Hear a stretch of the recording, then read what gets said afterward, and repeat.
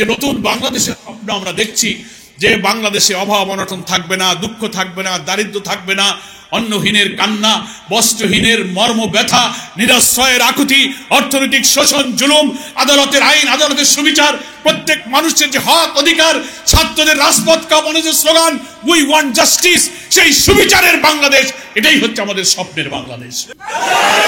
আসসালামু আলাইকুম ওয়া রাহমাতুল্লাহি ওয়া বারাকাতুহু। রব্বুল আলামিন এটাই নিয়ামত হিসেবে আমাকে দিয়েছেন। মানুষও সৃষ্টি করেছেন, তাকে ভাষাও আল্লাহ শিক্ষা দিয়েছে, এটা মানুষের সৃষ্ট নয়।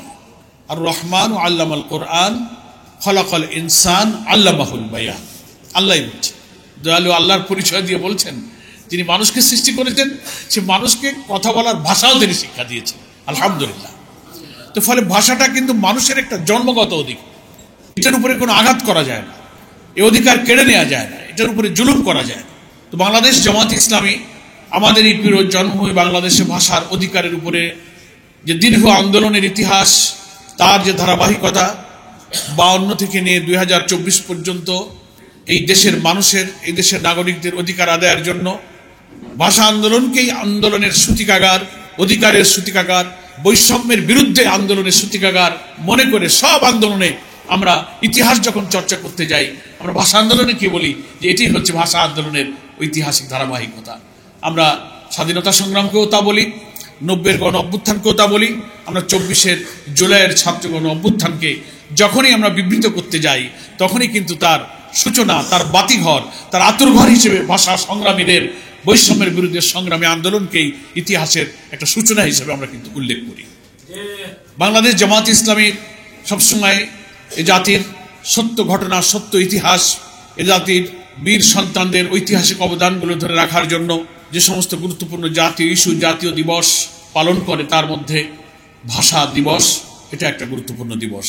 ভাষার মাসে কিছু সত্য ইতিহাস, আমাদের আল্লাহর পক্ষ থেকে লাভ করা ভাষার নেয়ামতের অধিকার রক্ষার জন্য যে আন্দোলনের গৌরবোজ্জ্বল ইতিহাস তুলে ধরে আজকের এই সেমিনারের আয়োজন করেছেন।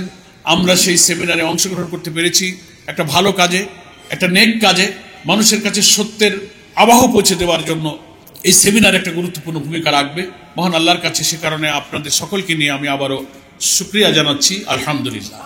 এটা আল্লাহ তাআলা আমাদের আসবার এখানে তৌফিক দিয়েছেন। আমার পয়লা কথা হচ্ছে যে আজকের সেমিনারের যে শিরোনামটা খুবই যথার্থ, যে ভাষা আন্দোলন থেকে গণ অভ্যুত্থান। গণ অভ্যুত্থান বলতে আলটিমেটলি উনি 24-এর গণ অভ্যুত্থানকে মিন করেছেন। তো আমরা জানি বাংলাদেশের রাজনৈতিক আন্দোলনে 3টা প্রধান গণ অভ্যুত্থান হয়েছে।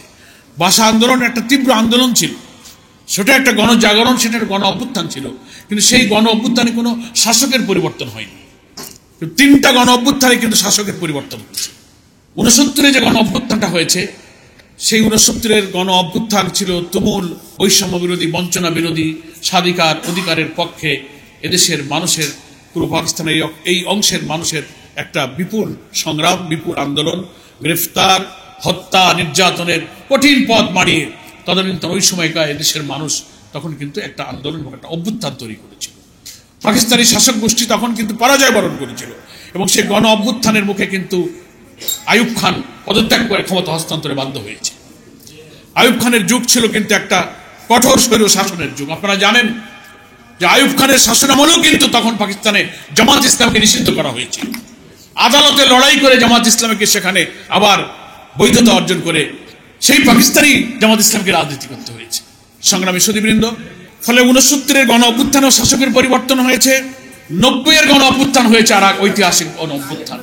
69-এর যে গণ অভ্যুত্থানটা হয়েছিল, আমি তখন ক্লাস 6-এর ছাত্র, রাজনীতি অত বুঝি না, কিন্তু তুমুল আন্দোলন, বিক্ষোভ, মিছিলে মিছিলে উত্তাল, সংবাদপত্র, আমাদের যারা সিনিয়র ছিলেন, বড় ভাইয়েরা ছিলেন, চাচারা ছিলেন, বিশ্ববিদ্যালয় কলেজে পড়তেন, তাদের কাছে সেই আন্দোলনের সংগ্রাম মুখর দিনগুলোর আভাস পেতাম, রাজনীতি বুঝতে পারতাম না। কিন্তু 90-এর গণ অভ্যুত্থানে কিন্তু আমরা তখন অনেক রাজনীতি সচেতন। আপনারা এখানে যারা আছেন তারা নিশ্চয়ই 90-এর গণ অভ্যুত্থানে স্বৈরাচারী এরশাদ বিরোধী আন্দোলনের রাজপথে 6 ডিসেম্বর কিভাবে জনগণের বিপ্লব হলো, জনগণ, সেনাবাহিনী, পুলিশ, প্রশাসন কিভাবে একটি স্বৈরাচারী শাসকের বিরুদ্ধে একাকার হয়ে যায়, 90-এর গণ অভ্যুত্থান ছিল তার এক বিরল দৃষ্টান্ত দুনিয়ার ইতিহাসে। এবং সেই অভ্যুত্থানও কিন্তু শাসক পরিবর্তন হয়েছে, তিনি পদত্যাগে বাধ্য হয়েছে। আর একটা গণ অভ্যুত্থান যেটাকে আমরা জুলাই গণ অভ্যুত্থান বলি, ইতিহাসের আমি বলবো তত নিষ্ঠুর, নির্দয়, বর্বরতম পতিত ফ্যাসিস্ট এবং সাজিস্ট শেখ হাসিনা সেই গণ অভ্যুত্থানের মধ্য দিয়ে কিন্তু তাকে দুনিয়ার সমস্ত ফ্যাসিস্টের পতনের ইতিহাসে এক লজ্জাস্কর ইতিহাস তৈরি করে বাংলাদেশ থেকে তাকে পালিয়ে যেতে হয়েছে। ফলে এই 69, 90 আর 24 তিনটা গণ অভ্যুত্থানে শাসকের পরিবর্তন হয়েছে। আপনারা জানেন সরকার পরিবর্তনের সাধারণত তিনটা পদ্ধতি থাকে।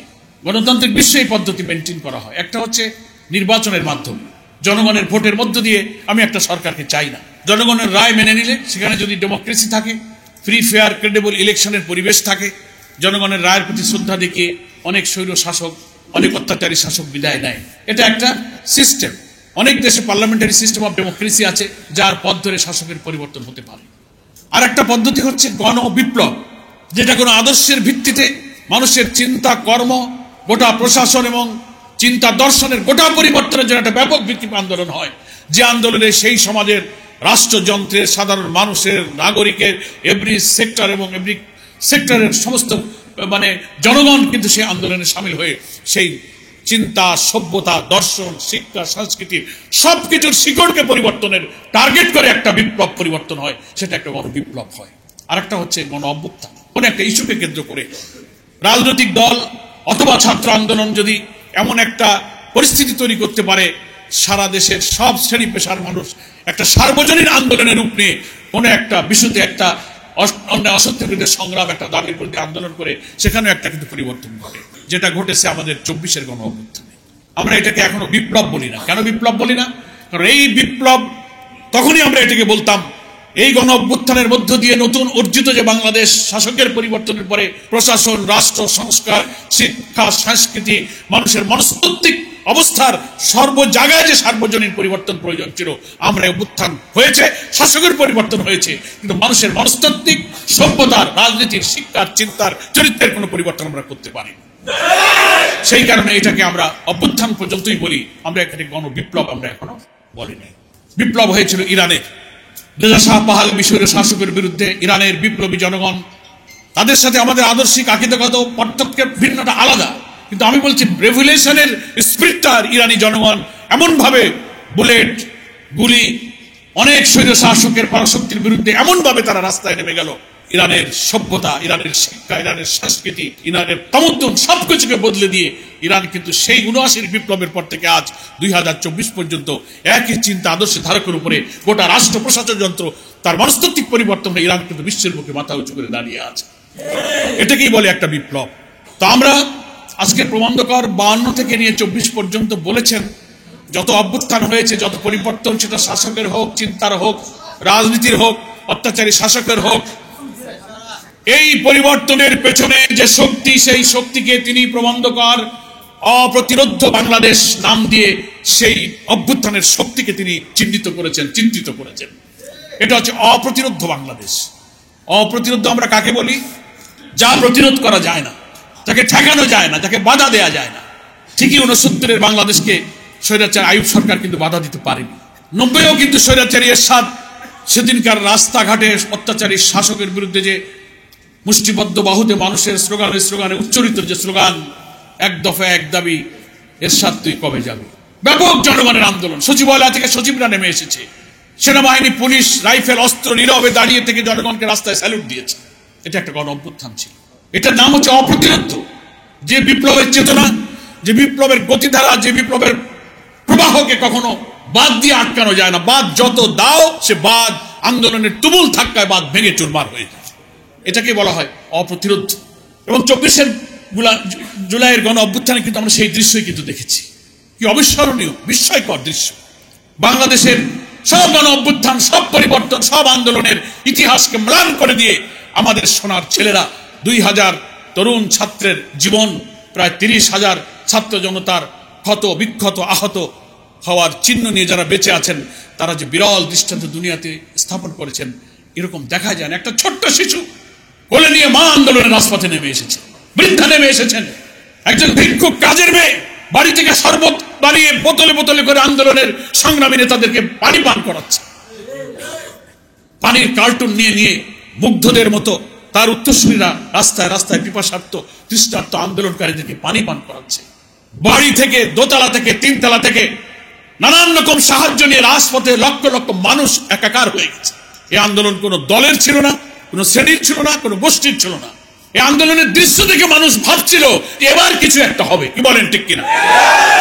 এর আগের 15-16 বছর মানুষ হতাশ হয়েছে, মনে হয় এত আন্দোলন, 14, 18, 24 আমরা ভোট দিতে পারলাম না, সব বড় বড় নেতাদের ধরতেছে, গ্রেফতার করতেছে, মামলা দিচ্ছে, ফাঁসি দিচ্ছে, তোমরা আর পারবা না। অনেকে হতাশ হয়ে বলতো শেখ হাসিনার মরে যাওয়া ছাড়া ও বোধহয় বিদায় হবে না, এটা বলতো কিনা বলেন? কিন্তু না, আল্লাহ সত্য প্রমাণ করেছেন, ওর মরতে হয়নি। ওর নির্লজ্জ পরাজয় এবং নিষ্ঠুর লজ্জাজনক দুনিয়ার ইতিহাসে ন্যাক্কারজনক পতনের দৃশ্যকে বেঁচে থেকেই ওর 2 চোখ দিয়ে দেখতে হয়েছে। মর্মে মর্মে বিবেকের দংশন করে তার মর্মে মর্মে যন্ত্রণা তৈরি করার জন্য আল্লাহ তাকে বাঁচিয়ে রেখেছেন। মৃত্যু হলে তো সে দেখতে পেত না। এটা ছিল এক এমন ঐতিহাসিক গণ অভ্যুত্থান, দুনিয়ার ইতিহাসে মানুষ দেখছে। আন্তর্জাতিকভাবে সারা দুনিয়ায় প্রবাসী বাংলাদেশের এই আন্দোলনে কিভাবে অনলাইনে সাহায্য করেছে, প্রযুক্তির মাধ্যমে আন্দোলনে অংশ নিয়েছে। এই পরিবর্তনের পরে সারা দুনিয়ার দেশে দেশে এই দেশের সংগ্রামী যে সমস্ত মানুষরা চলে গিয়েছিল, পালিয়ে গিয়েছিল, লেখাপড়ায় পেশায় কোন রকম জীবন বাঁচিয়েছিল, তারা সব দেশে ফিরে এসেছে। কি বিপ্লব! এই জন্যই প্রবন্ধকারের 52 থেকে 24-এর এই গণ অভ্যুত্থানের মূল চালিকা শক্তিকে উনি একটা শব্দ দিয়ে যে আখ্যায়িত করেছেন, অপ্রতিরোধ্য বাংলাদেশ। এটি হচ্ছে যথার্থ একটা শব্দ। বাংলাদেশের মানুষ, বাংলাদেশের জনগণ, বাংলাদেশের মানুষ এবং বাংলাদেশের অত্যাচার বিরোধী, বৈষম্য বিরোধী, নির্যাতন বিরোধী, একনায়কতন্ত্র বিরোধী, কর্তৃত্ববাদের বিরুদ্ধে এদেশের মানুষের শক্তির যে নিউক্লিয়াস, এই 18 কোটি মানুষ হচ্ছে এক কথায়, এরাই হচ্ছে অপ্রতিরোধ্য বাংলাদেশ। 24-এর ইতিহাস দীর্ঘ ইতিহাস, এর উপরে কত বই লেখা যাবে, কত লিখছেন, আর্টিকেল লিখছেন, এডিটোরিয়াল লিখছেন, পোস্ট এডিটোরিয়াল লিখছেন, আরো অনেক ইতিহাস যুগ যুগ ধরে লেখা হবে। আমাদের শহীদদের নাম সোনার অক্ষরে স্মরণীয় হয়ে থাকবে, এটা ঠিক। কিন্তু বেদনা হয় তখন, যা আজকে সেমিনারে সবাই বলছেন, অনেক সত্য ইতিহাস কেন লেখা হয় না, লিখতে কেন মায়া লাগে? আপনাদের বিবেকে কি কোনো দংশন নেই? এখনই এই বিপ্লব হয়ে পারল না 6 মাস, 6.5 মাস গণ অভ্যুত্থানের পরে, এখনই কারা এই আন্দোলনের মাস্টার মাইন্ড ছিল, এর কৃতিত্ব এখন হাইজ্যাক করা শুরু হয়েছে। যেসব দলের বড় নেতারা বলে যে না আমরা এই আন্দোলনে ছিলাম না, ভিডিওতে আছে, এই আন্দোলনে তার ছাত্ররা বলে আমরা এই মাস্টার মাইন্ড। কি বলবেন কি আপনি? কি হাইজ্যাক! আমি তো মনে করি মাস্টার মাইন্ড কারা, শহীদ কাফেলা ইসলামী ছাত্র শিবিরের কেন্দ্রীয় সভাপতি সেটা ঠিক কথাই বলেছে এই আন্দোলনের সব শহীদরা এবং গাজীরাই হচ্ছে এই আন্দোলনের মাস্টার মাইন্ড। এটা চিন্তাই করে লাভটা কি? শিবির কি করেছে বিশ্ববিদ্যালয়ে আর কি করেনি, এটা তো তোমার বক্তৃতা করে বলার দরকার নাই। ওই বিশ্ববিদ্যালয়, ঢাকার ছাত্র আন্দোলনে যারা দিনে রাতে মৃত্যু ভয়হীন চেতনা নিয়ে যারা রাজপথের হলে হলে সংগ্রাম করেছে, লড়াই করেছে, গুলির মুখে জীবন দিয়েছে, ইতিহাস লেখার সময় ভুল লিখতে পারবে, মিথ্যা লিখতে পারবে, কিন্তু বেঁচে থাকা ওই মানুষের স্মৃতি আর চিন্তাকে তুমি পরিবর্তন করতে পারবে না। এটাই হচ্ছে কিন্তু আসল সত্য। ফলে এই কৃতিত্ব হাইজ্যাক করার দরকার নাই। তেমনি ভাষা আন্দোলনের ইতিহাসেও ভাষা সৈনিক ডাকসুর জিএস অধ্যাপক গোলাম আজমের ইতিহাসটাও হাইজ্যাক শুধু না, গুম করে ফেলা হয়েছে। লজ্জা লাগে না? তামাদ্দুন মজলিস করে প্রিন্সিপাল আবুল কাসেম, আব্দুল মতিন, ভাষা সৈনিকরা, কত সিনিয়র লোকেরা 47-এ স্বাধীন হওয়ার পরে যখন কায়েদে আজম মোহাম্মদ জিন্নাহ প্রথম পূর্ব পাকিস্তানে আসলেন, ঢাকা ইউনিভার্সিটিতে কার্যক্রমের সামনে তিনি যে বক্তৃতাটা করলেন যে Urdu and Urdu shall be the state language of Pakistan, ইউনিভার্সিটির ছেলেরা প্রতিবাদ করলেন, নো, এটা হতে পারে না। এই তো এই অংশের উপরে ভাষার অধিকারকে খর্ব করার এই বক্তব্যটা এই অংশের মানুষকে আন্দোলনে কিন্তু রাজপথে নামিয়ে দিল, নাকি বলেন? তারপরে কি হলো? 48-এ তখন ঢাকা ইউনিভার্সিটির কেন্দ্রীয় ছাত্র সংসদ ডাকসুর জিএস ছিলেন ভাষা সৈনিক অধ্যাপক গোলাম আজম, বিপি ছিলেন অরবিন্দ ঘোষ, লেখা আছে, আপনি পড়েন রেকর্ড। তার কিছুদিন পরে যখন পাকিস্তানের প্রাইম মিনিস্টার লিয়াকত আলী খান আসলেন ঢাকা ইউনিভার্সিটিতে, এই অংশের আন্দোলনের ছাত্রদের ভাষা আন্দোলনের উত্তাল আন্দোলন দেখে তিনি এসেছিলেন ইউনিভার্সিটিতে বক্তব্য রাখছিলেন। তখন লিয়াকত আলী খানের কাছে একটা মেমোরেন্ডাম, একটা স্মারকলিপি দিয়ে ঢাকা বিশ্ববিদ্যালয়ের ছাত্র সংসদের পক্ষ থেকে ভাষার দাবির কথা, এই অংশের মানুষের স্বাধিকারের কথা তুলে ধরার সিদ্ধান্ত হয়েছিল। সেই স্মারকলিপিটা ড্রাফট করেছিলেন মরহুম বিচারপতি আব্দুর রহমান, তখন ঢাকা বিশ্ববিদ্যালয়ের কৃতি ছাত্র অধ্যাপক গোলাম আজমের ঘনিষ্ঠ বন্ধু ছিলেন জাস্টিস আব্দুর রহমান। আর ঢাকা বিশ্ববিদ্যালয়ের ডাকসুর জিএস হিসেবে সেই স্মারকলিপি অধ্যাপক গোলাম আজম নিজেই পাঠ করেছিলেন এবং লিয়াকত আলী খানের কাছে হস্তান্তর করেছিলেন। চকবাজারে 48 সালের তমদ্দুন মজলিস সহ ভাষার অধিকারের দাবিতে যখন আন্দোলনের সূচনা হলো, চকবাজার এলাকায় লিফলেট বিলি করতে গিয়ে অধ্যাপক গোলাম আজম গ্রেফতার হয়েছিল। তো আজকের ইতিহাসগুলোতে ভাষা আন্দোলনের কত আর্টিকেল, কত বই, কত কি, এগুলো তো বলাই হয় না। আর ডাকসুর জিএস এর তালিকা থেকে গোলাম আজমের নামটাই মুছে ফেলা। তো এখন বাংলাদেশের কোনো বুদ্ধিজীবী ভাষা সৈনিক অনেকে চলে গেছেন, এই কথাটা, এই সত্যটা কেন বলেন না? একজন বক্তা আজকে সেমিনারে সত্যই বলেছেন, তারা হচ্ছে এরাই যারা সত্যকে এড়িয়ে চলতে চায়, সত্যকে অস্বীকার করতে চায়, আর নিজেরা কোনো কাম না করে মুসলিম জাতিসত্তা, ইসলামী আদর্শ ঐতিহ্যের ধারক বাহক যারা, তাদের যে কোনো কৃতিত্ব হাইজ্যাক করে এরা কমিউনিস্ট বামপন্থী নাস্তিকদের ঘাড়ে তারা নিয়ে যেতে চায়। এই অপরিণামদর্শী যাত্রা থেকে আমাদের সভ্যতা, আমাদের বাংলাদেশ, আমাদের প্রজন্মকে রক্ষা করা হচ্ছে। আমাদের এখনকার এই জুলাই অভ্যুত্থানের নতুন উত্তরাধিকার, এই মুগ্ধ সাইদদের যারা উত্তরাধিকার, সেই নতুন প্রজন্মের অপ্রতিরোধ্য বাংলাদেশের এটা দায়িত্ব হয়ে পড়েছে এই সমস্ত রামবামদের হাত থেকে ইতিহাস বিকৃতিকে রক্ষা। ঢাকা ছিল বাংলা সাহিত্য, ভাষা এবং সংস্কৃতির রাজধানী। যখন আমরা আলাদা হয়ে বাংলাদেশ হয়ে গেলাম, এক শ্রেণীর বুদ্ধিজীবীরা, কলকাতা কেন্দ্রিক কবি সাহিত্যিকরা তখন কলকাতাকে বাংলা ভাষার রাজধানী এবং সাহিত্যের রাজনীতি, সঙ্গীতের রাজনীতি করে তারা সেটা প্রচার করতে লাগলো। এখানকার শিল্পী সাহিত্যিকরা কলকাতায় গিয়ে মনে হয় যেন মধুচন্দ্রিমায় গিয়েছে। ওই যে তসলিমা নাসরিন বলেছে যে 47-এর সীমানাটা রাবার দিয়ে তুলি দিয়ে দুই বাংলাকে এক করে ফেলো। ওনারা অখণ্ড বাংলার স্বপ্ন দেখেন। আমাদের 55,126 বর্গমাইলের সীমানাটা ওনাদের পছন্দ হয় না। ওনারা নেহেরু ডক্টরিনের যে স্বপ্ন, অখণ্ড ভারতের স্বপ্ন এখনো দেখেন। ভারতের নতুন লোকসভার যে ভবন করা হয়েছে, সেই ভবনে যে মানচিত্রে স্থাপন করা, যে সেখানে বাংলাদেশ, আসাম সহ সেই এক বিশাল অংশ নিয়ে এমন করে মানচিত্র রেখে দেওয়া হয়েছে, এগুলো প্রমাণ করে বাংলাদেশের বিরুদ্ধে আধিপত্যবাদী শক্তি।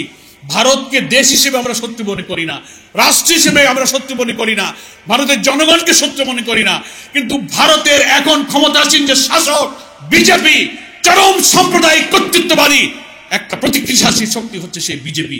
তারাই এদেশের মুসলিম জাতিসত্তার বিরুদ্ধে, ইসলামী শক্তির বিরুদ্ধে, ইসলামী মূল্যবোধের বিরুদ্ধে, আমাদের অখণ্ডের স্বাধীন সীমানার বিরুদ্ধে ওরাই সবসময় ষড়যন্ত্র করে। আর এই দেশে আধিপত্যবাদের কিছু দোসর আছে, ফ্যাসিস্টদের কিছু দালাল আছে, কিছু সেবাদাস আছে, ওখানকার খুদকুড়ো খায়, পেইড বুদ্ধিজীবী, পেইড এডিটর, কিছু মিডিয়া হাউস আছে, নানান দিক থেকে তাদের মান্না সালোয়া আসে, আর ওখানকার গুণগান গায়।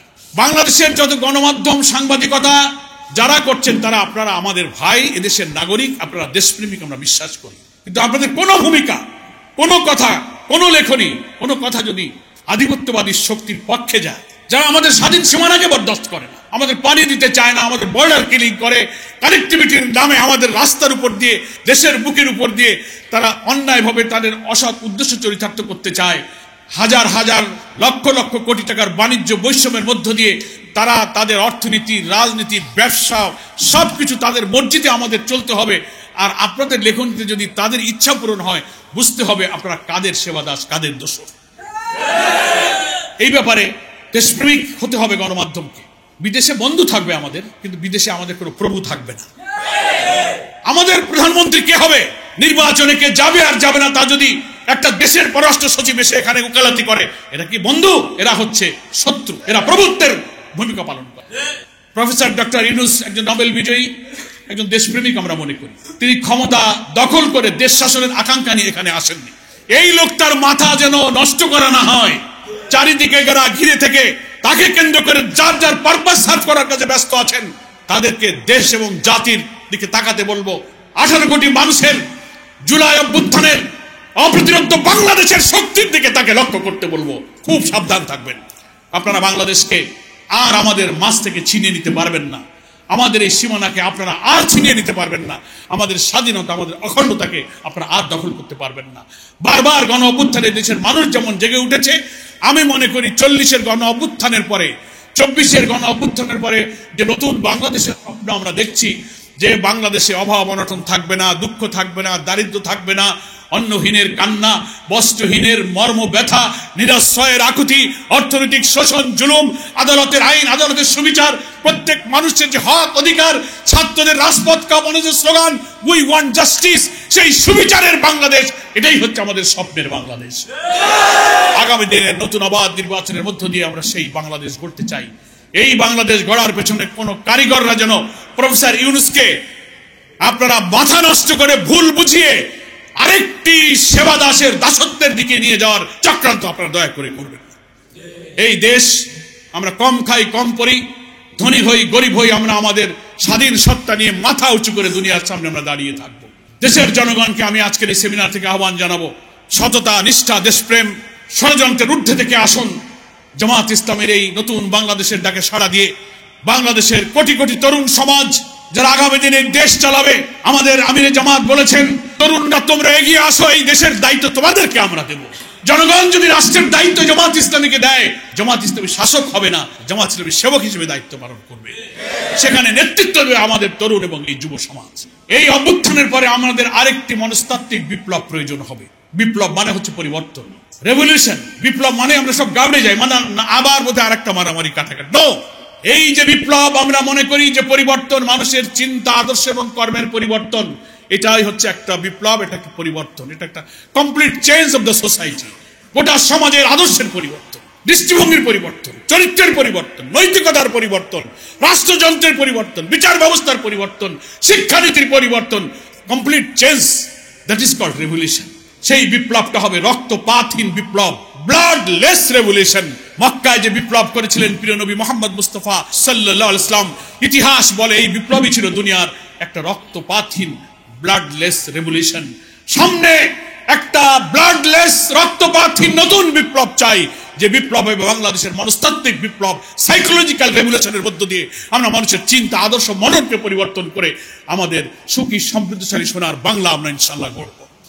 আজকের এই সেমিনারে সকলকে ধন্যবাদ জানিয়ে, মোবারকবাদ জানিয়ে, ভাষা সৈনিকদের জন্য আল্লাহ তাআলার কাছে মাগফিরাতের জন্য কামনা করে, সকল অভ্যুত্থানে যারা দেশকে ভালোবেসে জীবন দিয়েছেন তাদের জন্য আল্লাহর কাছে কল্যাণ কামনা করে, আহত অসুস্থ জুলাই যোদ্ধাদের সুস্থতা আরোগ্য কামনা করে, আমাকে আজকের এই সেমিনারে দুটি কথা বলার জন্য সুযোগ দেওয়ার জন্য জামাত ইসলামী ঢাকা মহানগরীকে ধন্যবাদ জানিয়ে আমি আমার বক্তব্য শেষ করছি।